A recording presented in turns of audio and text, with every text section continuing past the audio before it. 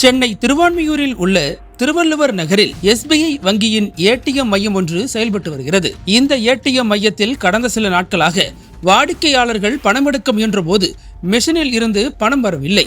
ஆனால் பணம் எடுக்கப்பட்டதாக SMS மட்டும் வந்துள்ளது. இதுகுறித்து வாடிக்கையாளர்கள் வங்கி நிர்வாகத்தில் புகார் அளித்தனர். இதையடுத்து சம்பவ இடத்திற்கு வந்த வங்கி மேலாளர் நரேன்குமார் ATM மிஷினை சோதனை செய்த போது பணம் வெளியே வரும் இடத்தில் கருப்பு நிற அட்டையை வைத்து வெளியே பணம் வராமல் தடுத்து வைத்திருந்தது தெரிய வந்தது. இதையடுத்து அங்குள்ள CCTV கேமராவை ஆய்வு செய்த போது 2 மர்ம நபர்கள் கள்ளச்சாவி மூலம் ATM மிஷினை திறந்து பணம் வரும் இடத்தில் கருப்பு நிற அட்டையை வைத்ததும் வாடிக்கையாளர்கள் இந்த மிஷினில் பணம் எடுக்க முயன்று பணம் வராமல் சென்றவுடன் சிறிது நேரத்தில் அந்த மர்ம நபர்கள் வந்து கருப்பு அட்டையில் சிக்கிய வாடிக்கையாளரின் பணத்தை எடுத்து செல்வதும் தெரிய வந்தது.